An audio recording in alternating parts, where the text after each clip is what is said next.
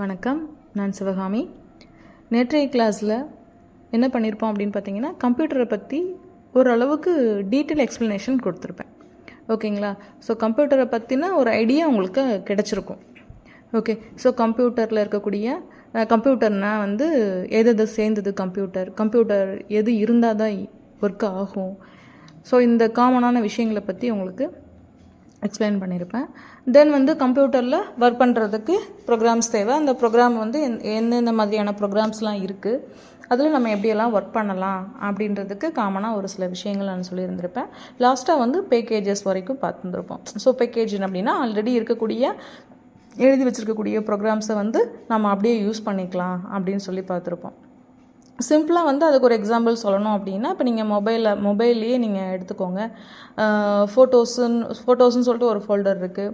அதே நேரத்தில் வந்து ஃபோட்டோஸ்னு ஒரு லொக்கேஷன் இருக்குது, வீடியோஸ்னு ஒரு லொக்கேஷன் இருக்குது. ஸோ இந்த மாதிரி ஒன்றுக்கும் ஒரு விதமான ப்ரோக்ராம் நோட் பண்ணி வச்சுருக்காங்க.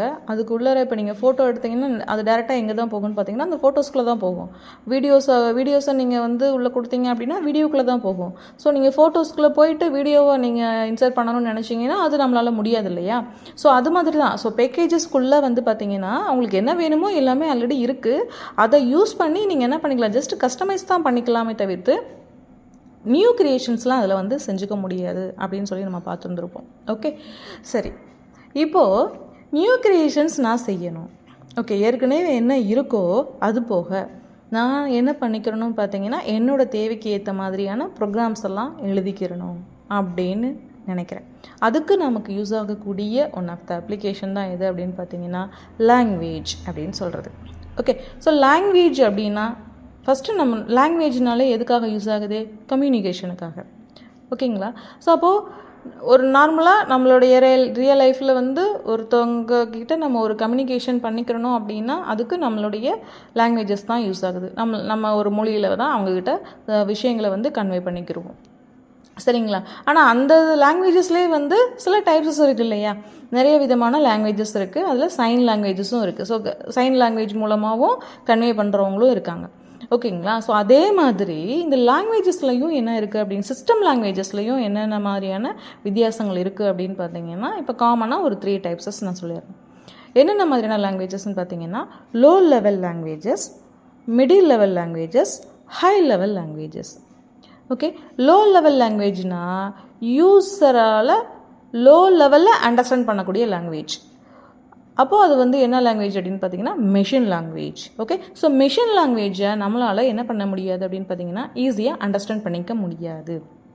அது மெஷினுக்கு மட்டுமே ஈஸியாக புரியக்கூடிய லாங்குவேஜ், மெஷின் ஃப்ரெண்ட்லி லாங்குவேஜ். ஓகேங்களா? ஸோ அதனால தான் இது என்ன சொல்கிறாங்க அப்படின்னு பார்த்தீங்கன்னா மெஷின் லாங்குவேஜ் அப்படின்னு சொல்கிறாங்க. ஓகே, ஹார்ட்வேருக்கு ரொம்ப க்ளோஸான ஒரு லாங்குவேஜ். சரிங்களா? இப்போது நம்மளுடைய லாங்குவேஜில் நமக்கு இப்போது ஆல்ஃபபெட்ஸ்ன்னு சொல்லி எடுத்துட்டிங்க அப்படின்னா நமக்கு இந்த A to Zன்னு சொல்கிறோம் இல்லையா? அதில் ஒரு 25 லெட்டர்ஸ் இருக்குது. ஸோ இந்த மாதிரி வந்து நம்பர்ஸ்ன்னு எடுத்துட்டிங்கன்னா நிறைய நம்பர்ஸ் இருக்குது. அதே மாதிரி தமிழ்னு எடுத்துட்டாலும் நிறைய எழுத்துக்கள் இருக்குது. இந்த மாதிரி இது எல்லாமே சேர்ந்ததை தான் நம்ம என்ன பண்ணுறோம், ஒரு லாங்குவேஜுக்குள்ளே கம்பைன் பண்ணி வச்சுருக்கோம். ஓகேங்களா? பட் அதே மாதிரி இப்போ இந்த லோ லெவல் லாங்குவேஜ் அப்படின்னு சொல்லி எடுத்துட்டிங்கன்னா எதை லோ லெவல் லாங்குவேஜ்னு சொல்கிறாங்க அப்படின்னு பார்த்தீங்கன்னா 0 and 1. லோ லெவல் லாங்குவேஜில் இருக்கக்கூடிய 2 கோடு தான் இருக்குது. அது என்ன அப்படின்னு பார்த்தீங்கன்னா 0 and 1. இது மட்டும்தான். 0 மீன்ஸ் ஆஃப், 1 மீன்ஸ் ஆன். இந்த பேசிக்கில் இந்த 0 and 1 மட்டும்தான் கம்ப்யூட்டருக்கே புரியும். சரிங்களா? மெஷினுக்கு புரியும். மெஷினுக்கு புரிஞ்ச ஒரே லாங்குவேஜ் எதுன்னு பார்த்தீங்கன்னா இந்த 0 and 1 தான். இதை என்ன சொல்கிறாங்க அப்படின்னு பார்த்தீங்கன்னா பைனரி கோட் அப்படின்னு சொல்கிறாங்க. சரிங்களா? இந்த பைனரி கோடை மட்டும்தான் மெஷின் வந்து புரிஞ்சுக்கிறோம். ஓகேங்களா? அப்போ அந்த பைனரி கோடு மட்டும்தான் மெஷினுக்கு புரியும். நாம் சொல்கிற விஷயத்தை எப்படி அது எக்ஸிக்யூட் பண்ணுது அப்படின்னு பார்த்தீங்கன்னா கம்ப்யூட்டருக்குள்ள இன்பில்டாக எழுதப்பட்ட அந்த ப்ரோக்ராம்ஸ் என்ன பண்ணிடுது, நாம் கொடுக்கக்கூடிய இன்ஸ்ட்ரக்ஷன்ஸை வந்து அது மெஷினுக்கு புரிஞ்ச மாதிரி பைனரி கோடாக கன்வெர்ட் பண்ணி கொடுத்துருது. சரிங்களா? இப்போ நீங்கள் ஒரு 25ன்னு ஒரு நம்பர் உள்ளே இன்சர்ட் பண்ணுறீங்க அப்படின்னா 25ன்றது அதுக்கு புரியாது. அந்த 25ன்றதை அதுக்கு புரிஞ்ச மாதிரி 0-1 ஃபார்மில் கன்வெர்ட் பண்ணி தான் என்ன பண்ண கொடுத்துருவாங்கன்னு பார்த்தீங்கன்னா நம்ம சொன்ன ஆப்ரேஷனை செய்ய கொடுத்துருவோம். ஓகேங்களா?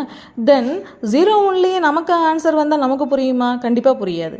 இப்போ யூசருக்கு புரிஞ்ச மாதிரி அந்த 0-1 நமக்கு புரிஞ்ச டெசிமல் கோடாகவும் மாற்றி கொண்டு வந்து கொடுக்குறது யார் தான் அப்படின்னு பார்த்தீங்கன்னா ஆல்ரெடி எழுதப்பட்ட அந்த ப்ரோக்ராம். ஓகேங்களா? ஸோ லோ லெவல் லாங்குவேஜ் அப்படின்றது வந்து மெஷின் லாங்குவேஜ். நம்மளால் ஈஸியாக அண்டர்ஸ்டாண்ட் பண்ணிக்க முடியாது. அது மெஷினுக்கு மட்டுமே க்ளோஸான ஒரு லாங்குவேஜ், மெஷினுக்கு மட்டுமே புரிஞ்ச ஒரு லாங்குவேஜ். சரிங்களா? இந்த மெஷின் லாங்குவேஜ் நமக்கு புரியாது அப்படின்றதுனால நம்மளுடைய யூசர் லாங்குவேஜை வந்து உள்ளே ஆல்ரெடி எழுதப்பட்ட ப்ரோக்ராம் என்ன பண்ணிடும் அப்படின்னு பார்த்தீங்கன்னா 0-1 கன்வெர்ட் பண்ணி கொடுத்துரும். தென் அந்த 0-1 வச்சு அது தன்னுடைய ஆப்ரேஷனை முடிச்சுட்டு ரிட்டர்ன் கொடுக்கும் பொழுது அதை நமக்கு புரிஞ்ச மாதிரி யூசர் லாங்குவேஜாகவும் கன்வெர்ட் பண்ணி கொடுக்கும். இந்த வேலைகள் வந்து கம்ப்யூட்டருக்குள்ளே நடந்துக்கிட்டு இருக்கு. இது எதுவுமே நமக்கு வந்து வெளிப்படையாக தெரியாது. ஸோ அதனால தான் இன்பில்டாக எந்த ஒரு ப்ரோக்ராமும் எழுதப்படலைன்னு நம்மளால் எந்த ஒரு வேலையுமே செய்ய முடியாதுன்னு நான் சொல்லியிருந்தேன். சரிங்களா? ஸோ இந்த மாதிரி வந்து டெசிமல் நம்பரை எப்படி பைனரியாக கன்வெர்ட் பண்ணிக்கிறோம் அப்படின்றதுக்காக ஒரு சின்ன எக்ஸாம்பிள் வந்து நான் உங்களுக்கு கீழே நோட்ஸில் வந்து இன்சர்ட் பண்ணியிருக்கேன். அதை நீங்கள் பார்த்துக்கோங்க, ஈஸியாகவே புரியும். ரொம்ப சிம்பிள் எக்ஸாம்பிள் தான் நான் கொடுத்துருக்கேன், அதை நீங்கள் பார்த்துக்கோங்க. ஓகேங்களா? ஸோ டெசிமலை பைனரியை எப்படி கன்வெர்ட் பண்ணிக்கிறோம், அதே மாதிரி பைனரியை எப்படி டெசிமலாக கன்வெர்ட் பண்ணி கொடுக்குது அப்படின்றதுக்கு தான் நான் உங்களுக்கு அந்த நோட் கொடுத்துருக்கேன். ஓகே, இது வந்து இப்போ நம்பரை வந்து டேரெக்டாக 0-1 கன்வெர்ட் பண்ணிக்கிறது. இதே லெட்டர்ஸ் கொடுக்குறோன்னு வச்சுக்கோங்களேன், அல்ஃபபெட்ஸ்லாம் நம்ம கொடுக்குறோம் அப்படின்னா அதை எப்படி வந்து 0-1 கன்வெர்ட் பண்ணும் அப்படின்னு பார்த்தீங்கன்னா, நீங்கள் ஒரு அல்ஃபபெட் உள்ளே இன்சர்ட் பண்ணுறீங்க அப்படின்னா அந்த அல்ஃபபெட்டுக்குன்னு சொல்லிட்டு ஒரு நம்பர் உள்ளே ஃபிக்ஸ் பண்ணி வச்சுருப்பாங்க. அதை தான் என்ன சொல்லுவாங்கன்னா ஆஸ்கி வேல்யூன்னு சொல்லுவாங்க. சரிங்களா? இப்போது நீங்கள் ஏ அப்படின்னு ஒரு எக்ஸாம்பிளுக்கு ஏ அப்படின்னு கொடுக்குறீங்கன்னா அதுக்குன்னு ஒரு நம்பர் வச்சுருக்காங்க 65 அப்படின்னு சொல்லிட்டு. சரிங்களா? அப்போது நீங்கள் கொடுக்குற அல்ஃபபெட்டை அல்ல சிம்பலை என்ன பண்ணிடும், ஆஸ்கி கோடாக கன்வெர்ட் பண்ணிடுச்சுன்னா அது டெசிமல் நம்பராக ஃபார்ம் ஆகிடுது. அந்த ஆஸ்கி வேல்யூவை பைனரி வேல்யூவாக கன்வெர்ட் பண்ணிக்கிறோம். சரிங்களா? தென் பைனரி வேல்யூலேருந்து ஆஸ்கி கோடாகி தென் கேரக்டராக நமக்கு வந்து ஃபார்ம் ஆகும். ஸோ இந்த மாதிரி வந்து உள்ளே வந்து என்ன நடந்துக்கிட்டு இருக்குது அப்படின்னு பார்த்தீங்கன்னா யூசருக்கும் மிஷினுக்கு இடையில் இவ்வளோ கன்வர்ஷன் ஒர்க் வந்து நடந்துக்கிட்டு இருக்கு. ஸோ இந்த மாதிரியான கன்வெர்ட்டிங் வேலையை செய்கிறது எல்லாமே எதுதான் அப்படின்னு பார்த்தீங்கன்னா சிஸ்டத்துக்குள்ளே ஆல்ரெடி எழுதப்பட்ட சிஸ்டம் லாங்குவேஜஸ் தான். சரிங்களா? அந்த சிஸ்டம் ப்ரோக்ராம்ஸோட, அதாவது இந்த ஆப்ரேட்டிங் சிஸ்டம் இதெல்லாம் இல்லை அப்படின்னா இப்போ நாம் சொல்கிற எதுவுமே புரியாமல் அது என்ன பண்ணிகிட்ருக்கோம், ஜஸ்ட்டு ஒரு பாக்ஸாக மட்டும்தான் இருக்கும். ஓகேங்களா? அப்போது இந்த மாதிரி உள்ளே எழுதப்பட்ட ப்ரோக்ராம்ஸ் என்ன பண்ணுது, யூசர் கொடுக்குற இன்ஸ்ட்ரக்ஷனை வாங்கி சிஸ்டத்துக்கு புரிஞ்ச மாதிரி, அதாவது மெஷினுக்கு புரிஞ்ச மாதிரி கன்வெர்ட் பண்ணி கொடுத்துருது. தென் மெஷினுடைய லாங்குவேஜ் நமக்கு புரியாது அப்படின்றதுனால யூசருக்கு புரிஞ்ச மாதிரி கன்வெர்ட் பண்ணி கொடுக்குது.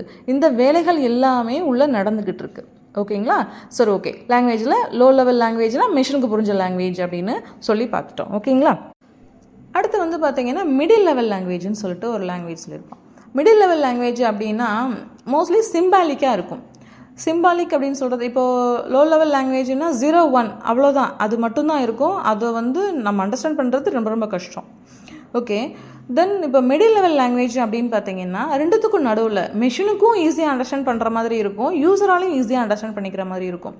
ஸோ மிஷினாலையும் ஈஸியாக அண்டர்ஸ்டாண்ட் பண்ணுறது, யூசராலையும் ஈஸியாக அண்டர்ஸ்டாண்ட் பண்ணுறது, அதுக்கு ஒரு எக்ஸாம்பிள் எதுன்னு பார்த்தீங்கன்னா அசம்பிளி லாங்குவேஜ்னு சொல்லுவாங்க. எப்படி ஈஸியாக அண்டர்ஸ்டாண்ட், இந்த லாங்குவேஜ் நம்மளால் எப்படி ஈஸியாக அண்டர்ஸ்டாண்ட் பண்ணிக்க முடியும் அப்படின்னு பார்த்தீங்கன்னா, உதாரணத்துக்கு இப்போ மூவ் அப்படின்னு சொல்லி, ஒரு மூவ் அப்படின்னாலே நகல்றது அப்படின்னு சொல்லி, ஒரு இடத்துலேருந்து இன்னொரு இடத்துக்கு மூவ் ஆகுறது அப்படின்னு சொல்லி நமக்கு தெரிஞ்ச விஷயம். இப்போ அந்த மூவ்ன்றதை வந்து இதில் டேரெக்டாக கொடுக்க மாட்டோம். என்ன பண்ணியிருப்போம், இந்த அசம்பிளி லாங்குவேஜில் என்ன பண்ணியிருப்பாங்கன்னா MOV, அதாவது அந்த வந்து அங்கே இருக்காது. MOV அப்படின்ற அந்த ஒரு கோடை மட்டும், இதை வந்து நிமோனிக் இன்ஸ்ட்ரக்ஷன் அப்படின்னு சொல்லுவாங்க. சரிங்களா? MOV அப்படின்னாலே அது என்னவா அண்டர்ஸ்டாண்ட் பண்ணிக்கிறோம், மூவ் அப்படின்னு அண்டர்ஸ்டாண்ட் பண்ணிக்கிறோம். அப்போ ஒரு இடத்துலேருந்து இன்னொரு இடத்துக்கு ஒரு ஆப்ஜெக்டை மூவ் பண்ண சொல்கிறாங்க அப்படின்றத வந்து அண்டர்ஸ்டாண்ட் பண்ணிக்கிறோம். சரிங்களா? ஆனால் நமக்கு அந்த MOV அப்படின்னாலே மூவ்ன்றது ஈஸியாக புரியுது இல்லைங்களா? அதே மாதிரி இப்போ அடிஷன் அப்படின்னு சொன்னால், அதாவது கூட்டல் வேலை பண்ணணும் அப்படின்னா அடிஷன் அப்படின்னு சொல்லுவோம். அதை வந்து இங்கே ஷார்ட் ஃபார்மில் என்ன பண்ணியிருப்பாங்க, ஆட் அப்படின்னு கொடுத்துருப்பாங்க. சப்ட்ராக்ஷன் பண்ணால் சப் அப்படின்னு கொடுத்துருப்பாங்க. ஸோ இந்த மாதிரி வந்து கொடுக்கக்கூடிய அந்த அசம்பிளி லாங்குவேஜில் இருக்கக்கூடிய அந்த கோடெல்லாம் எப்படி இருக்கும், இன்ஸ்ட்ரக்ஷன்ஸ்லாம் எப்படி இருக்கும் அப்படின்னு பார்த்தீங்கன்னா கொஞ்சம் சிம்பாலிக்காக ஷார்ட் ஃபார்மில் இருக்கும். அதை வந்து நம்மளால் என்ன பண்ணிக்க முடியும்னு பார்த்தீங்கன்னா ஓரளவுக்கு ஈஸியாக அண்டர்ஸ்டாண்ட் பண்ணிக்க முடியும். ஓகேங்களா? சிம்பாலிக்கான விஷயங்களை மெஷின் லாங்குவேஜுக்கு கன்வெர்ட் பண்ணி கொடுக்குறது எதை தான் அப்படின்னு சொல்லி பார்த்தீங்கன்னா அசம்பிளி லாங்குவேஜ். அதில் வந்து சி அப்படின்னு ஒரு ப்ரோக்ராமிங் லாங்குவேஜ் கேள்விப்பட்டீங்களா? இதுக்கு முன்னாடி ஆல்ரெடி தெரிஞ்சவங்களுக்கு பிரச்சனை கிடையாது. புதுசாக கேள்விப்படுறதுக்கு சி அப்படின்னு சொல்லிட்டு ஒரு லாங்குவேஜ் இருக்குது. அந்த C language one of the ரெண்டு சைடுமே வந்து இருக்கக்கூடிய ஒரு லாங்குவேஜ் தான். ஸோ மெஷினுக்கு ஈஸியாக புரிகிற மாதிரியான கோடிங்கும் சரி, யூசர் ஈஸியாக அண்டர்ஸ்டாண்ட் பண்ணுற மாதிரி இந்த ரெண்டு விதமான ரெண்டுத்துக்கும் இடையில வந்து மீடியேட்டராக இருக்கிற மாதிரியான கோடிங்ஸை வந்து எதில் எழுத முடியும் அப்படின்னு பார்த்தீங்கன்னா சி அப்படின்ற லாங்குவேஜில் வந்து எழுத முடியும். அதனால் வந்து இதையும் மிடில் லெவல் லாங்குவேஜ்லேயே ஒன் ஆஃப் த லாங்குவேஜாக சொல்லலாம். சரிங்களா? அடுத்தபடியாக high level languages. High level லாங்குவேஜஸ்னாலே ஹியூமனுக்கு ரொம்ப க்ளோஸான ஒரு லாங்குவேஜ். ஹியூமன் ஈஸியாக அண்டர்ஸ்டாண்ட் பண்ணக்கூடிய லாங்குவேஜ். ஹியூமன் இப்போ நம்மளுடைய language normal English words, normal English keywords இதெல்லாம் வச்சு நாமளாக ஒரு ப்ரோக்ராமை டெவலப் பண்ணிக்கலாம். ஓகேங்களா? ஸோ இந்த ஹை லெவல் லாங்குவேஜ் எதுக்கு யூஸ் ஆகுது அப்படின்னு பார்த்தீங்கன்னா ப்ரோக்ராமர் தனக்கு ஃப்ரெண்ட்லியான லாங்குவேஜை வச்சே ஓனாக ப்ரோக்ராம் எழுதிக்கிறதுக்காக இந்த ஹை லெவல் லாங்குவேஜஸ் வந்து யூஸ் ஆகுது. இதுலேயும் சிம்பிள்ஸ், நம்பர்ஸ், சில கமாண்ட் இதெல்லாம் கொடுத்துருக்காங்க. நார்மல் வேர்ட்ஸ் யூஸ் பண்ணியும் நம்ம என்ன பண்ணிக்கலாம் அப்படின்னு பார்த்தீங்கன்னா இதில் வந்து ப்ரோக்ராம்ஸ் எழுதிக்கலாம். நார்மல் வேர்ட்ஸ் அப்படின்னா நம்ம வந்து இப்போ ஒரு நோட்ஸ் எழுதுறதுக்கு ஒரு சென்டென்ஸ் மேக்கிங்லாம் பண்ணுறோம் இல்லையா, அந்த மாதிரிலாம் செய்ய முடியாது. அதில் கொடுத்துருக்கக்கூடிய வேர்ட்ஸ் எல்லாமே நம்மளுடைய ரியல் லைஃப்பில் நம்ம யூஸ் பண்ணுற மாதிரியான சில வேர்ட்ஸ் தான். ஓகேங்களா? அந்த வேர்ட்ஸு, கீவேர்ட்ஸு, சிம்பிள்ஸ், நம்பர்ஸ் இது எல்லாத்தையுமே காமனாக யூஸ் பண்ணி நம்ம என்ன பண்ணிக்க முடியும் அப்படின்னு பார்த்தீங்கன்னா ஈஸியாக வந்து ப்ரோக்ராம் வந்து எழுதிக்க முடியும். ஓகேங்களா? இதில் இருக்கக்கூடிய சின்டாக்ஸ் வந்து ரொம்ப ஈஸியாக இருக்கும். அந்த சின்டாக்ஸ் வந்து ரொம்ப ஈஸியாக இருக்கும், நம்மளால் ஈஸியாக ரீட் பண்ணிக்க முடியும். அசம்பிளி லாங்குவேஜுக்கு ஆப்போசிட். சரிங்களா?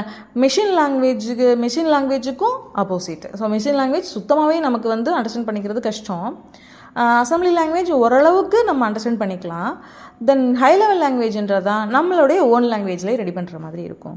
ஸோ யூசர் ஃப்ளெக்சிபிளாக வந்து தனக்கு தேவையான ப்ரோக்ராம்ஸை, தனக்கு தேவையான ஒர்க்கை ரெடி பண்ணிக்கிறதுக்காக உருவாக்கப்பட்ட லாங்குவேஜ் தான் ஹை லெவல் லாங்குவேஜஸ் அப்படின்னு சொல்லுவாங்க. சரிங்களா? இந்த ஹை லெவல் லாங்குவேஜ்லேயும் சில டைப்ஸஸ் இருக்குது. அதில் நான் ஒரு 2 டைப் சொல்கிறேன். அது என்னென்னு பார்த்தீங்கன்னா procedure oriented languages, object oriented லாங்குவேஜஸ்ன்னு சொல்லிட்டு. ஓகேங்களா? ப்ரொசீஜர் அப்படின்னாலே நமக்கு அந்த ப்ரொசீஜர்ன்ற வார்த்தையிலேயே நமக்கு மீனிங் இருக்குது. சிம்பிளாக சொல்லணும்னா ஸ்டெப் பை ஸ்டெப் ப்ராசஸ்.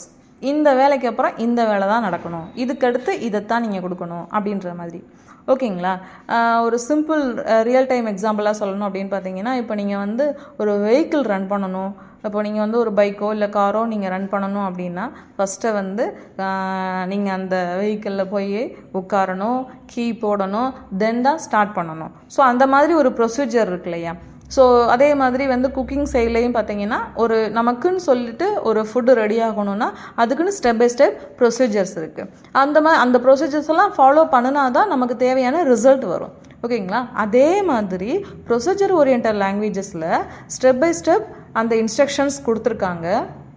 அதை பேஸ் பண்ணி நாம் என்ன பண்ணிக்கலாம், ஓனாக அப்ளிகேஷன்ஸ் வந்து டெவலப் பண்ணிக்கலாம். சரிங்களா? இதில் ஒரு சின்ன டிஸ்அட்வான்டேஜ் என்ன அப்படின்னு பார்த்தீங்கன்னா, சம்டைம்ஸ் நம்ம இதுக்கு உள்ளே வந்து ஏதாவது வந்து எரர் பண்ணிட்டோம், ஏதாவது மிஸ்டேக்ஸ் பண்ணிட்டோம் அப்படின்னா மிஸ்டேக்ஸ் இருந்துச்சுன்னா ரன் ஆகாது. அது ஒரு பக்கம்.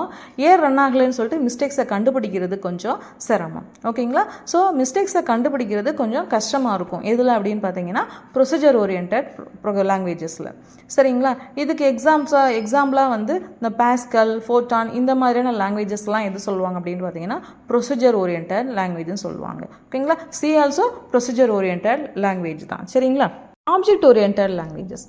ஆப்ஜெக்ட் ஓரியன்டட் லாங்குவேஜஸ்னாலே ஆப்ஜெக்டை பேஸ் பண்ணி ஆல்ரெடி இருக்கக்கூடிய டேட்டா அண்ட் கோடை பேஸ் பண்ணி நாமளாக ஓனாக ப்ரோக்ராம் எழுதிக்கிறதுக்காக யூஸ் பண்ணக்கூடிய லாங்குவேஜை தான் என்ன சொல்லுவாங்கன்னு பார்த்தீங்கன்னா ஆப்ஜெக்ட் ஓரியன்டட் லாங்குவேஜஸ் அப்படின்னு சொல்லுவாங்க.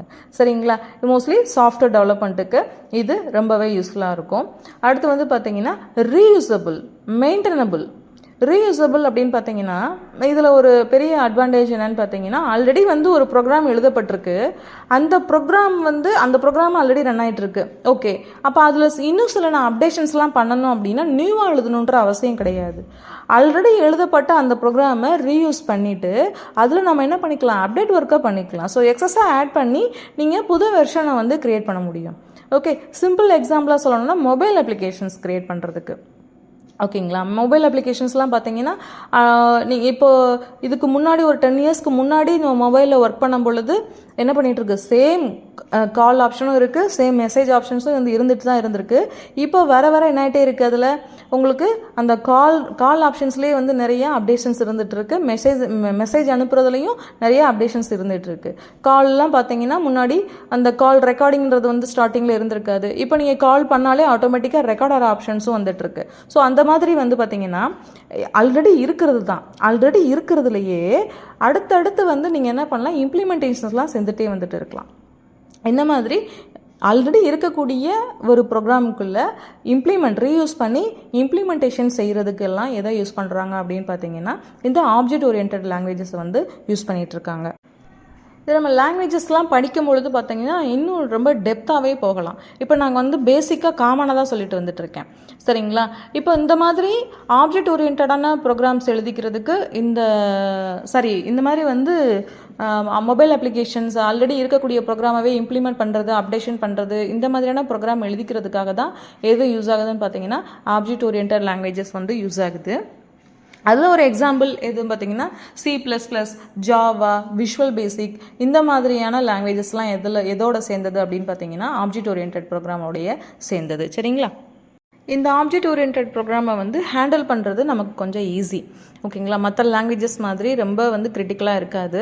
அதை நம்ம ஓரளவுக்கு கற்றுக்கிட்டோம், அதில் இருக்கக்கூடிய கீவேர்ட்ஸ், ஸ்ட்ரக்சர்ஸ், ஆப்ஷன்ஸ், அதே மாதிரி பார்த்திங்கன்னா அந்த ஸ்கிரிப்ட் என்ன, இதெல்லாம் நம்ம வந்து ஓரளவுக்கு கற்றுக்கிட்டோம் அப்படின்னா இந்த ஆப்ஜெக்ட் ஓரியன்டட் லாங்குவேஜில் வந்து நம்ம என்ன பண்ணிக்கலாம் அப்படின்னு பார்த்திங்கன்னா ஈஸியாகவே ப்ரோக்ராம்ஸ் எழுதி நமக்கு தேவையான ஒர்க்கை வந்து செஞ்சுக்கலாம், சரிங்களா. ஓகே, ஸோ இப்போ ஓரளவுக்கு உங்களுக்கு ஒரு ஐடியா கிடச்சிருக்குன்னு நினைக்கிறேன். ஓகே, இப்போ கம்ப்யூட்டர்னா அதில் என்னென்ன விஷயங்கள் இருக்குது. இப்போ லாங்குவேஜ் அப்படின்னு எடுத்திங்கன்னா லாங்குவேஜில் இவ்வளோ வித்தியாசங்கள் இருக்குது. மெஷினுக்கு தனியாக ஒரு லாங்குவேஜ் இருக்குது, யூஸருக்கு தனியாக லாங்குவேஜ் இருக்குது. ஸோ மெஷினுக்கும் யூஸருக்கு இடையில ஒரு தனி லாங்குவேஜ் இருக்குது. ஸோ இவ்வளோ விஷயங்களை பேஸ் பண்ணி தான் வந்து கம்ப்யூட்டர் நமக்கு ரன் ஆகிட்டுருக்கு அப்படின்னு சொல்லிட்டு ஒரு ஐடியா உங்களுக்கு கிடச்சிருக்கும், சரிங்களா. அப்போது நான் இந்த மாதிரி உங்களுக்கு சொல்லிகிட்டு இருக்கும் பொழுது ஒரு சில விஷயங்கள் நீங்கள் ரிவைண்ட் பண்ணி கேட்டு பாருங்கள். அடுத்து வந்து பார்த்திங்கன்னா நான் எப்போயுமே வந்து ஒரு கிளாஸ் எடுக்கிறேன், இந்த மாதிரி உங்களுக்கு தியரிட்டிக்கல் போகிறேன், அதே நான் ப்ராக்டிக்கலும் போகிறேன்னாலும் உங்களுக்கு வந்து நோட்ஸ் வந்து கண்டிப்பாக டிஸ்கிரிப்ஷனில் வந்து பின் பண்ணி விட்ருவேன், சரிங்களா. நீங்கள் எடுத்த உடனே ஃபஸ்ட்டு அதை டவுன்லோட் பண்ணிக்கோங்க.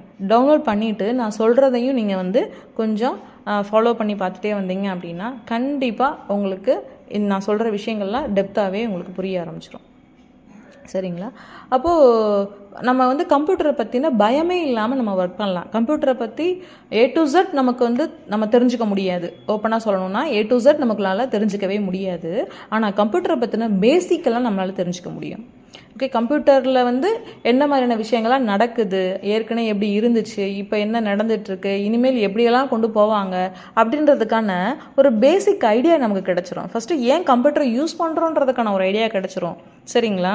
அதனால் தியரி அப்படின்றது மாதிரி நீங்கள் வந்து கொஞ்சம் ஸ்கிப் பண்ணிடாமல் ஓரளவுக்கு இதை வந்து நீங்கள் கேட்டு பாருங்கள், உங்களுக்கு நல்லாவே புரிஞ்சது அப்படின்னா சந்தோஷம், புரியலை அப்படின்னா தாராளமாக நீங்கள் டவுட் கேளுங்க, கமெண்ட்டில் கேளுங்க, சரிங்களா. நான் கண்டிப்பாக உங்களுக்கு வந்து அதுக்கான எக்ஸ்ப்ளனேஷனை கொடுப்பேன். ஓகே, சரி.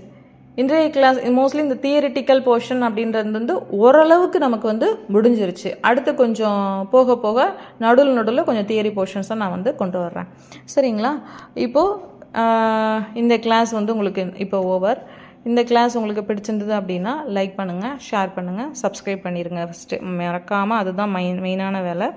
Okay, thank you.